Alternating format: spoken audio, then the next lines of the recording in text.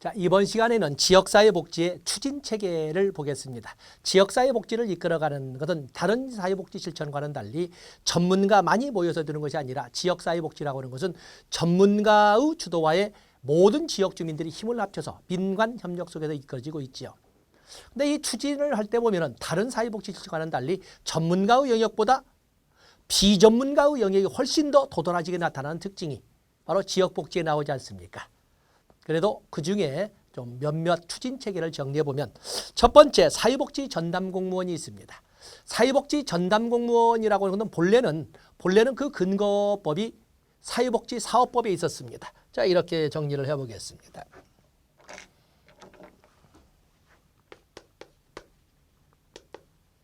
사회복지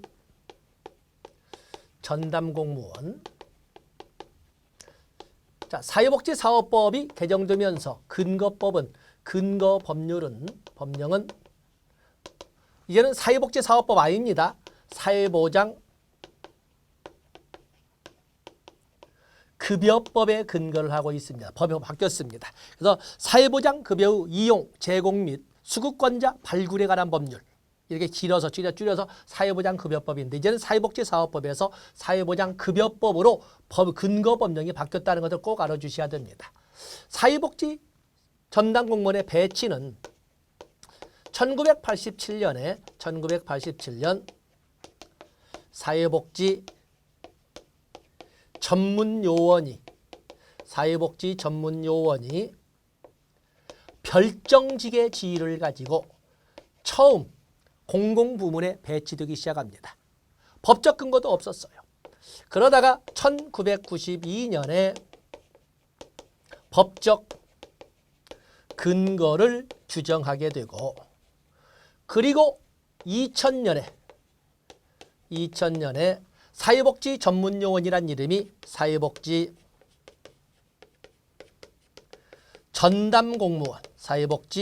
전담공무원이란 이름으로 바뀌면서 이제는 별정직이 아니라 일반직으로 이렇게 전환되게 되는 겁니다.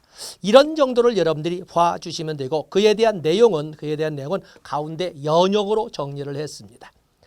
그리고 이제 한 번쯤은 출제되어야 한다라고 지금 예상을 하고 있는 것이 오른쪽 페이지에 있는 사회복지 전담공무원의 역할이 시행규칙을 통해서 사회보장급여법 시행규칙을 통해서 규정되어 있는데 거기에 보면은 취약계층 발굴 및 상담, 사회복지에 관한 욕구조사, 서비스 제공 계획 수립, 서비스 제공 및 점검, 사후관리 등의 통합 사례관리, 또 그런가 등등등 이런 역할들을 쭉 시행규칙에 적어놨는데 시험 전에는 한번 꼭 읽어보셔야 할 걸로 체크를 해놓으셔야 됩니다. 지금 암기하라고 하자면 공무원으로 사는 일이 이런 것이 있구나라는 것을 알아주시면 됩니다. 거기에 뭐도 있습니까? 상담도, 지도는 있지만 상담도 있다는 걸 꼭 알아주셔야 됩니다.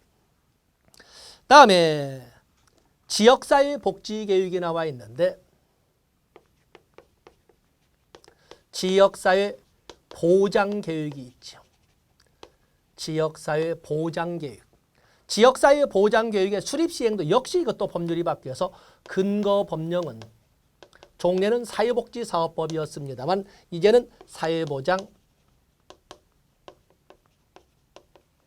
급여법으로 이렇게 근거법령이 바뀌었습니다. 그래서 지역사 2003년 사회복지사업법 개정을 통해서 모든 지방자치단체는 지역사회복지계획을 수립 시행하여야 한다라고 의무 규정으로 정했던 것이 2007년에 제1기가 시군구 단위의 지역사회복지계획으로 시행이 됩니다. 7, 8, 9, 10, 11, 12, 13, 14, 15, 16, 17, 18 이렇게 쭉 진행이 된 겁니다. 그랬던 것이 이제는 근거법령이 사회복지사업법에서 전면 배제되고 이제는 사회보장급여법으로 지역사회복지계획이라는 이름이 지역사회보장계획이라는 이름으로 바뀌면서 전면 이관된 겁니다. 지역사회보장계획의 개괄을 보시면 여기 보면 4년마다 수립 시행되어야 한다. 2007년에 1기가 시작되었고 당연히 2019년에 4기가 시행된다라는 것을 같이 적어주시면 됩니다. 그리고 이 지역사회 보장교육은 반드시 심의와 의회 보고 절차를 수행해야 됩니다. 반드시 심의를 거쳐야 되고 반드시 의회 보고 절차를 해야 되는데 바로 이 심의기구가 시군구는 지역사회 보장협의체라고 하는 것이고 심의기구 지역사회 보장협의체라는 것이고 시도는 시도 사회보장위원회라고 시도 사회보장위원회라고 이렇게 우리가 가지고 가셔야 됩니다. 그래서 지역사회 보장교육은 반드시 심의 절차를 거쳐야 되는데 시군구에는 지역사회 보장협의체 지역사회 보장협의체는 물론 읍면동 단위로 만들어져 있습니다. 그리고 시도는 시도 사회보장위원회 심의를 거쳐야 합니다. 그래서 여기 보시면 시도 사회보장위원회와 지역사회 보장협의체에서 모든 것을 자세히 설명을 하고 있는데 여러분들은 시도 사회보장위원회 거기 보면 시도지사는 시도의 사회보장 증진을 위하여 시도 사회보장위원회를 둔다. 시도 사회보장위원회의 법적 기능은 뭐라고 되어 있습니까? 다음의 업무를 심의자문한다. 심의기구이자 자문기구지 의결기구가 아니라는 것. 심의자문이라는 여기 보면은 이 시도 사회보장위원회는 시도 단위의 심의 자문기구라는 것, 너무 밑에 나와놨나요? 심의 자문기구라는 것을 분명히 체크를 해 놓으셔야 됩니다. 내용까지 보자고는 하지 않겠습니다. 다음 페이지를 넘어가 보시면 시도 사회보장위원회는 종래의 법률이 사회복지사업법과는 확 바뀌어서 이제는 사회보장급여법으로 오면서 위원장 한 사람을 포함해서 15명 이상 40명 이하의 위원으로 구성된다. 거기만 보면 15명 이상 위원장 한 사람을 포함하여 15명 이상 40명 이하의 위원으로 구성된다. 자, 거기를 체크를 하도록 하겠습니다. 그리고 제일로 밑으로 오면은 시도 사회보장위원회 임기는 2년으로 하되 위원장만 연임할 수 있습니다. 그리고 공무원인 위원회 임기는 그 재직 기간으로 한다. 그렇기 때문에 기간에 마감일이 없다는 것을 알 수가 있습니다. 다음에 지역사회 보장협의체가 오른쪽에 나와 있는데 이건 당연히 시군구 지역사회 보장교육을 수립 시행함에 있어서 심의기구로서 의미를 하는 거죠. 자, 거기 뭐라고 되어 있습니까? 시장 군수구청장은 지역의 사회보장을 증진하고 사회보장에 관련된 서비스를 제공하는 관계기관, 법인단체 시설 등과 연계협력을 강화하기 위하여 시군구 지역사회 보장협의체를 둔다. 법적 기능은 뭐다? 역시 시도 사회보장위원회와 마찬가지로 뭐라고 되어 있습니까? 지역사회 보장협의체는 다음의 업무를 역시 마찬가지로 심의자문한다. 그렇기 때문에 시도 사회보장위원회나 시군구에 있는 지역사회 보장협의체의 법적 기능은 심의기구이자 자문기구라는 것을 분명히 하고 넘어가야 됩니다. 체크를 해주셨죠? 또 그러면 구성을 보면은 2번에 1번. 아까 시도 사회보장위원회는 위원장 한 사람을 포함하여 15명 이상 40명 이하로 구성이 되어 있는데 여기는 위원장을 포함해서 10명 이상 40명 이하 15명이 아닙니다. 시도 사회보장위원회는 15명 이상 40명 이하로 되어 있지만 여기 지역사회 보장협의체는 10명 이상 40명 이하로 되어 있습니다. 그런데 분명히 시도 사회보장위원회는 왼쪽 페이지에서 위원장 한 사람을 포함해서 15명에서 40명 이렇게 있는데 여기는 위원장을 포함해서 이렇게 되지 않았습니까? 시도 사회보장위원회의 위원장은 한 사람입니다. 그러나 지역사회보장협의체는 그 2번에 나와 있죠. 공동위원장이 될 수가 있습니다. 그래서 공동위원장이 될 수가 있기 때문에 공동위원장이 있다면 두 사람이 되지 않겠습니까? 그래서 공동위원장을 포함해서 10명 이상 40명 이하를 체크를 해 놓으시면 됩니다. 다음에 거기 보시면 여러 가지가 쭉 나와 있지만 페이지 넘어가서 3번 운영을 보세요. 그 위에 있는 임기는 시도사회보장위원회나 지역사회보장협의체는 똑같이 임기는 2년으로 하되 위원장만 한 차례 연임을 할 수 있다고 되어 있지 않습니까? 위원장만 한 차례. 그래서 사실 중임이죠. 공무원의 임기는 재직기간과 똑같습니다. 다음에 그 실무협의체는 뒤에서 보기로 하고 오른쪽 페이지에 보면 종래 사회복지사업법에는 없었던 것이 사회보장급여법으로 진입을 하면서 읍면동단위 지역사회보장협의체가 만들어집니다. 복지위원은 삭제됐습니다. 복지위원이란 말은 없습니다. 복지위원이란 말은 없는 대신 그 대신 읍면동 단위로 읍면동 지역사회보장협의체가 만들어집니다. 자, 거기 보시면 읍면동 지역사회보장협의체 특별자치시장 시장군수구청장은 읍면동 단위로 읍면동의 사회보장 관련 업무의 원활한 수행을 위하여 읍면동에 읍면동 단위 지역사회보장협의체를 둔다. 지역사회보장협의체는 무슨 일을 하냐면 읍면동 단위 지역사회보장협의체는 다음에 업무를 지원하는 것이지 무슨 시무나 자문을 하는 것이 아닙니다. 지원한 지원기구다. 그리고 밑에도 두째 줄 3번에 읍면동 단위 지역사회보장협의체의 위원은 읍면동별로 10명 이상으로 한다. 시도 사회보장위원회 15명 이상 40명 이하. 시군구에 있는 지역사회보장협의체는 공동위원장을 포함해서 10명 이상 40명 이하. 그래서 읍면동 단위 지역사회보장협의체는 읍면동별로 10명 이상으로 이렇게 하도록 하고 있습니다. 자, 그런 정도 봐주시고 페이지 넘어가 보시면 사회보장 전담기구가 이렇게 나와 있지요. 사회보장 전담기구 읽어보시면 됩니다. 자, 이제는 볼 것이 우리가 사회복지협의회가 있습니다. 사회복지협의회.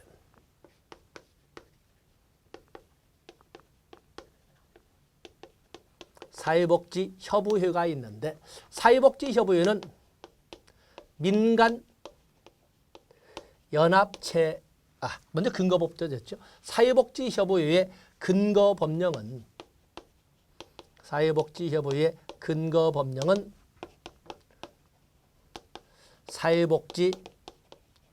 사회복지사업법이 되겠습니다. 여기는 그 개념이 민간연합체인데 민간연합체인데 여기는 사회복지협의회는 중앙협의회, 한국사회복지협의회는 중앙협의회, 시도협의회, 그리고 시군구협의회가 있습니다. 그런데 중앙협의회와 시도협의회는 필수 기구입니다. 반드시 두어야 합니다.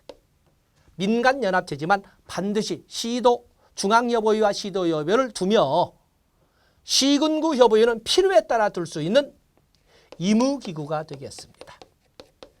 중요 표시하셔야 되겠지요. 그렇기 때문에 문제가 나올 적에 사회복지협의회는 중앙, 시도, 시군구에 두어야 한다 하는 순간 틀린 겁니다. 시군구협의회는 둘 수도 있고 두지 않을 수도 있기 때문에 그렇습니다. 그래서 여기는 의무기구다라는 것을 알아주시고 그리고 여러분들은 사회복지협의회의 업무 써드리지 않겠지만 거기 보시면 사회복지협의회의 성격 먼저 교재 볼까요? 사회복지협의회 보시면 1번에 2번 사회복지협의회는 지역사회 복지에 관심이 있는 민간단체나 개인의 연합체이다. 이렇게 설명을 했습니다. 거기 보면 사회복지협의회는 거기 보면 사회복지협의회 보면은 조직이론입니다. 지역사회 조직이론에 의하여 조직된 단체로서 지역사회 복지사업을 추진하는 기관이다. 그리고 지원기관이다. 그리고 3번에 민간단체이다. 주민주체의 운동단체이다. 이런 말들을 쭉 정리를 했습니다. 단어 보시되 사회복지협의회의 원칙 출제 비전을 그렇지만 당연히 지역사회에 있는 거기 때문에 또 여기에 보면은 뭐 주민들의 복지육구 충족, 주민 참가, 그리고 전문성과 민간성의 연합이지요. 공사협력, 민간협력이라고 상관없습니다. 그 정도 보시고 중요한 것은 바로 페이지 넘어가 보십니다. 사회복지협의회에 유형이 있습니다. 거기 사회복지협의회 보면은 1번에 1번에서 시군구 협의회까지 있는데 거기 보지 법조문을 보시면 뭐라고 되어 있습니까? 전국 단위의 중앙협의회, 시도 단위의 시도협의회를 두며 셋째 줄 시군구 단위의 시군구 사회복지협의회를 둘 수 있다. 해서 중앙과 시도는 필수기구지만은 시군구 단위의 사회복지여보위원회는 의무기구라는 것을 분명히 하고 있고 거기 나오는 기역, 니은, 디귿로 제가 정리를 했죠. 바로 그게 바로 사회복지협의회의 업무가 되겠습니다. 사회복지에 관한 조사연구, 사회복지에 관한 정책 건의, 사회복지 관련 기관단체 시설의 연계 협력 조정, 소유계층 발굴, 또 민간 사회복지자원과의 연계 협력, 자 이런 등등을 여러분들이 숙지를 해놓으셨다가 시험장에 가셔야 됩니다. 사회복지협의회의 업무를 정리를 했습니다. 나머지 좋고. 다음에 지역사회복지관이 있습니다. 지역사회복지관. 지역사회복지관이 나와 있는데 지역사회복지관의 근거법령도 지역사회복지관의 근거법령은 사회복지 사업법입니다. 그래서 지역사회복지관에서 근거보면 사회복지사업법의 사회복지시설의 하나. 왜냐하면 지역사회복지관이란 뭐냐면 지역사회의 인력과 시설을 갖추고 지역사회의 인적 물적 자원을 동원하여 지역사회의 문제를 중심으로 종합적인 서비스를 제공하는 사회복지시설이다. 이렇게 되어 있거든요. 왜냐하면 종합사회복지시설이에요. 그래서 이 사회복지사업법의 사회복지시설의 한 내용으로 되어 있습니다. 지역사회복지관의 기원은 인보관운동이죠. 지역사회복지관의 대상은 당연히 지역 주민을 대상으로 하지만 우선 지원 대상 규정도 있다는 거죠. 전부 사회복지사업법에 있습니다. 그래서 국기법상의 수급권자나 차상위 계층, 또 그러면 노인, 장애인, 한부모 가족, 다문화 가족, 또 그러면은 취업이나 직업이 필요한 취업 알선이나 직업이 필요한 이런 필요한 청년, 말하자면 사람들, 지역 주민들이지요. 또 교육이나 보호나 보육이나 교육이 필요한 유아, 아동, 청소년 이런 등등을 우선 지원 대상으로 이렇게 규정을 하고 원칙은 지역 주민이지만 우선 지원 대상도 규정되어 있다. 지역사회복지관의 중요한 출제 비중은 지역사회복지관의 사업입니다. 지역사회복지관의 사업의 중요한 특징은 법률 개정을 해서 기능별로 사업 분야를 규정하고 있다는 사실입니다. 그래서 사회복지관의 기능, 그러면은 사회복지관의 기능에 보시면 사례관리 기능, 이 기능은 반드시 암기하셔야 됩니다. 사례관리 기능에서 사업 분야 3개, 서비스 제공 기능, 사업 분야 4개, 그리고 지역 조직화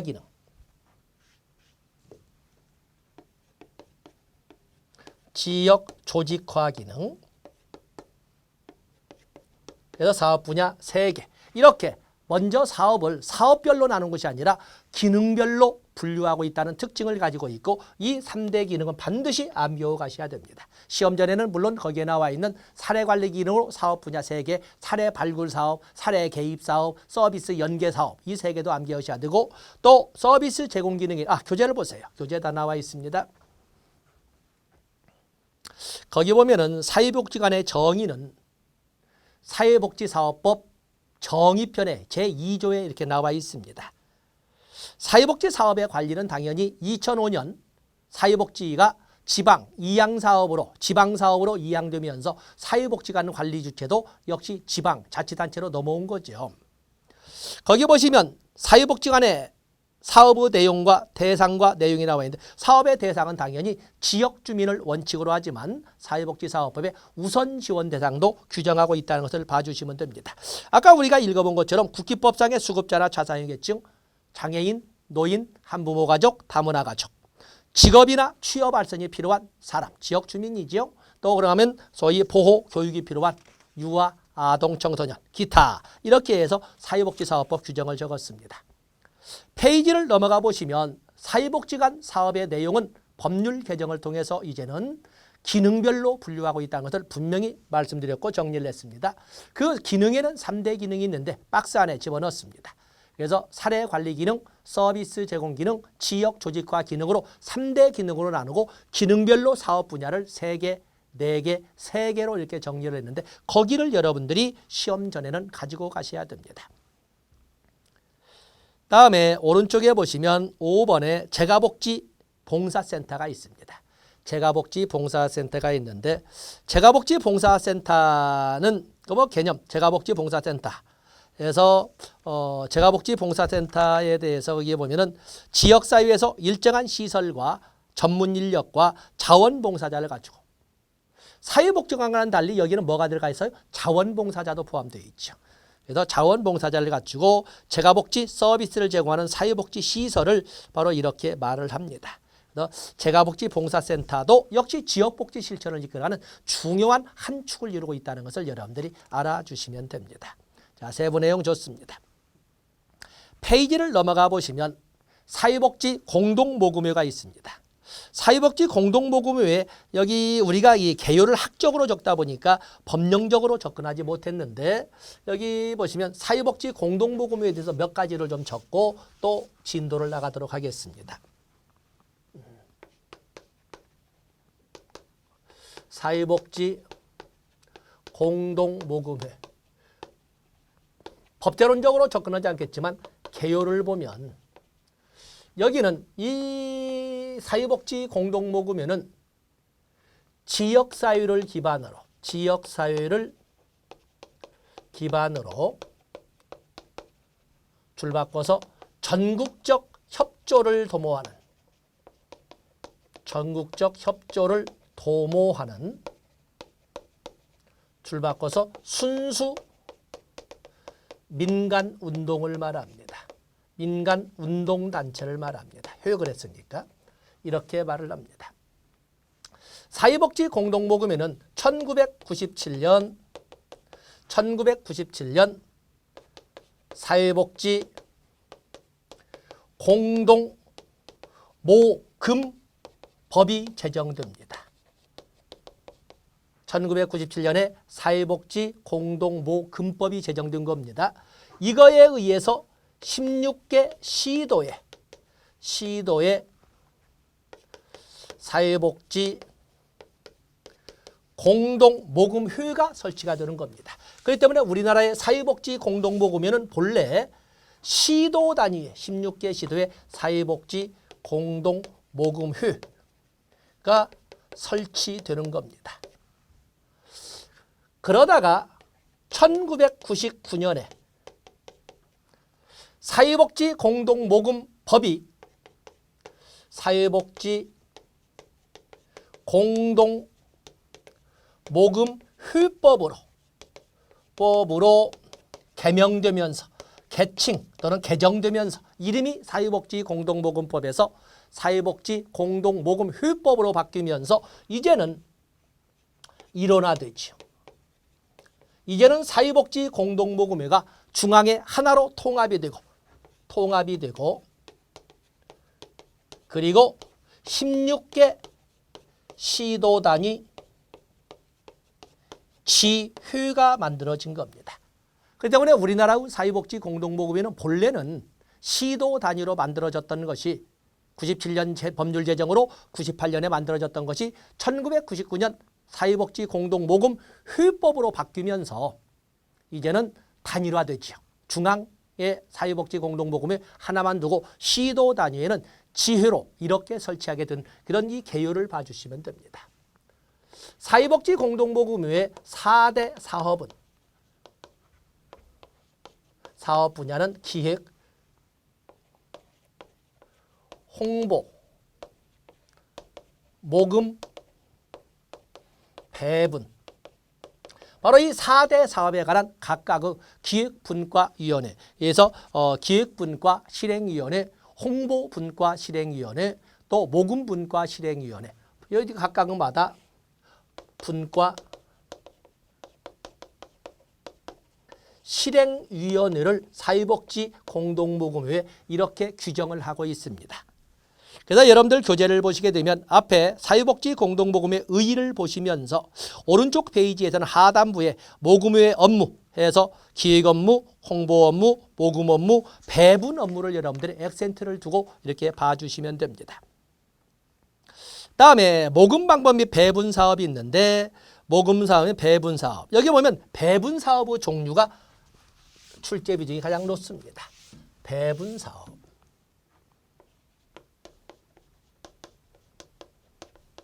배분 사업에는 신청 사업과 신청 사업 그리고 기획 사업 그리고 지정 기탁 사업 그리고 긴급 지원 사업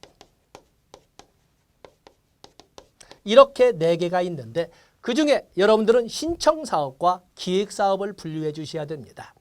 신청 사업은 시설기관이 시설이나 기관이 기관의 제안서에 의해 제안서 뭐냐면 사업을 시설이나 기관에서 기획해서 제안서를 올렸을 때 그 시설기관은 제안서에 의해 배분하는 거지요. 그러니까 사업을 그 사회복지시설이나 기관 단체에서 사업을 기획하는 겁니다. 여기에는 프로그램, 사업도 있고 기능, 보강 사업도 있고 그렇습니다. 그에 비해서 기획사업은 모금의 기획안에 신청함으로써 배분이 이루어지는 거죠. 그렇기 때문에 사업의 기획을 누가 하느냐라고 할 적에 기관이나 시설에서 기획해가지고 신청을 했을 때 배분해 주는 것은 신청사업. 공동모금회가 기획한 사업에 신청함으로써 받는 것은 기획사업이라고 합니다. 그래서 이 양자를 구별해 주시되 그리고 지정기탁사업과 긴급지원사업이 있다는 것을 여러분들이 같이 봐주시면 됩니다. 다음에 오른쪽 페이지에 보면 아동복지법에서 다뤄져야 될 것이 여기에 다뤄졌습니다만 2007년에는 사회복지, 지역사회복지에 관련된 2007 제1기 지역사회복지계획이 처음으로 시행됐던 해도 되지만 드림스타트 사업도 시작되고 디딤시안 통장이라고 하는 아동발달 지원 계좌도 실시된 것이 2007년입니다. 또 그런가 하면 5번째 사회보험법이었던 노인장기요양보험법이 만들어진 것도 2007년이고 또 그런가 하면 사회적 기업 육성법이 제정된 것도 2007년이라고 우리가 봤던 것입니다. 여기 드림스타트 사업이라고 하는 것은 대상을 초등학교 0에서 12세는 임산부부터 시작해서 취약계층의 초등학교 학생을 대상으로 12살이 넘었어도 초등학교를 다니고 있으면 대상으로 합니다. 이렇게 해서 임산부로부터 초등학생 단위까지 취약계층 아동을 대상으로 해서 제공되는 소위 맞춤형 통합 서비스 제공 사업을 드림스타트 사업이라 하고 사회복지 정책적 가치로 보여서 평등, 공평, 생존권이라고 제시될 때는 사회복지 정책의 가치로 본다면 여기는 평등의 가치로 돼. 평등에는 여러분 알다시피 절대적 평등과 상대적 평등, 즉 수량적 평등과 비례적 평등이 있고 또 그러면 기회의 평등과 결과의 평등으로 나눠볼 수 있는데 이 드림스타트 사업은 기회의 평등을 구현하는 사업이라고 볼 수가 있습니다. 그다음에 여기 보시면 1번의 정의는 보시고 2번에 보시면 드림스타트 사업은 취약계층 아동에게 맞춤형 통합 서비스를 제공함으로써 무슨 평등을 보장하도록 한다? 공평한 출발 기회를 보장함으로써 이 말은 뭐예요? 드림스타트 사업은 기회 평등을 구현하는 아동 대상의 취약계층 아동 대상의 복지 사업이다라고 이렇게 봐주시면 되겠습니다.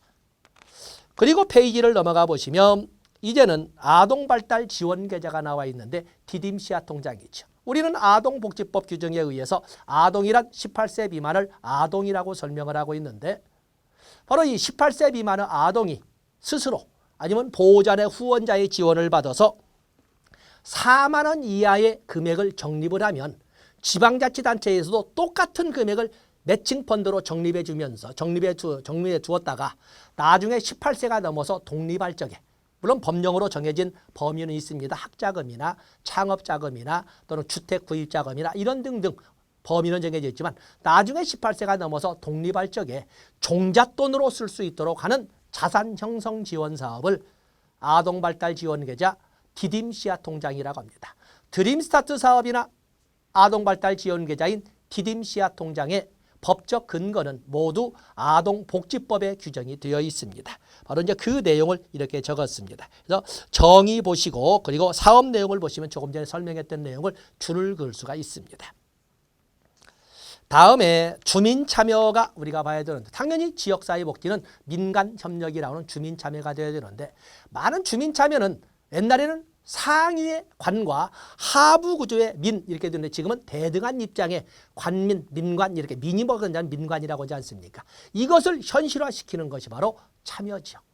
그래서 공공부문과 민간부문의 대등한 위치 확보를 이끌어갈 수 있는, 또는 민간 협력의 현실화를 이끌어갈 수 있는 그 방법을 주민참여라고 하는데, 아른슈타인은 주민참여를 크게 3개의 범주로 나눴습니다.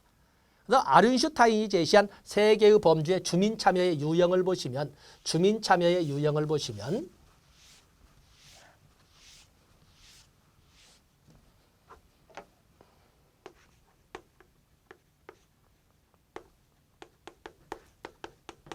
크게 3개로 나눴습니다. 첫 번째는 주민참여가 전면 배제되는 비참여. 주민참여가 전면 배제되는 비참여. 주민들이 참여는 하는데 주민은 있으나 마나한 형식적 참여. 그리고 실질적으로 주민들이 주도하는 거나 다름없는 바로 주민 권력. 이렇게 크게 3개의 범주로 나누되 비참여의 영역을 조작과 치료로 이렇게 설명을 했습니다. 그리고 형식적 참여의 유형으로, 형식적 참여는 정보 제공이나, 분명히 사진을 찍은 것 보면 주민들도 같이 있고 군수도 나가고 다, 그래서 참여는 하고 있는데 사실은 정보를 제공하거나 상담을 해주거나 또는 그냥 회유하는 이런 모습. 사진은 대등한 점에서 참여가 보이지만 사실은 관에서 다 주도하는. 그에도 주민 권력은 협력 관계나 권한 위임이나, 또 그러면 가장 상위에 주민들이 모든 걸 주민 통제나 이러한 유형을 나눴던 거였어요.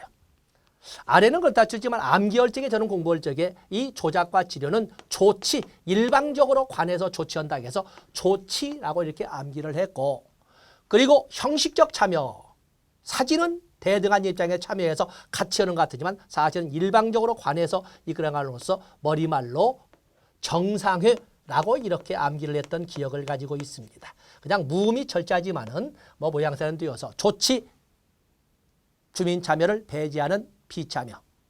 정상회, 말은 같이 모여서 의논하는 것 같지만 사실은 정상에서 관에서 일방적으로 이끌어가는 형식적 참여. 그래서 정보 제공, 상담, 회유 그러고, 다음에 주민들이 주된 비중을 차지하는 것으로서는 협력 관계, 권한 위임, 그리고 주민 권력, 이렇게 주민 통제, 이렇게 3개로 나눈 것이 아른슈타인이 되겠습니다. 교재에 있는 내용을 가지고 쭉 설명을 했습니다. 그리고 다음 페이지에 오면 해당 주민과 대화 유도를 통해 수용할 수 있게 한 방법, 이런 방법 등이 있다 해서 시험 전에 한번 보시고 나중에 다른 영역을 하면서 또 다룰 때가 있겠습니다만, 거기 샤레트 방법과 같은 건 뭐냐면, 여기는 민간 협력기구를 통해서 이렇게 대화를 하는 방법입니다. 어쩌면 여러분들이 어린 시절에 배웠던 소위 독립협회에서 이끌었던 관민공동회와 같은, 그래서 관료들도 참여하고 주민들도 참여해서 서로 비난점, 서로 정보도 교류하면서 정책을 이끌어가는 방법을 샤레트 방법이라고 하는데, 이런 방법도 있다라고 해서 종류만 봐주시면 되거든. 샤레트 방법은 잘 쓰지 않으니까 이런 종류에서 여러분들이 언급을 해주시면 되겠습니다. 자, 이렇게 해서 이번 시간을 마지막으로 해서 이제는 2교시 3영역 지역사회 복지론을 마감 짓는 걸로 하겠습니다. 그래서 여러분들 지역사회복지론이 좀 어렵지만 2교시에서는 여러분들이 다른 교시 1교시, 3교시에 점수를 배정할 수 있는 충분한 점수를 받을 수 있는 이런 마음가짐을 가져야 되겠습니다. 여기까지 하겠습니다. 고맙습니다.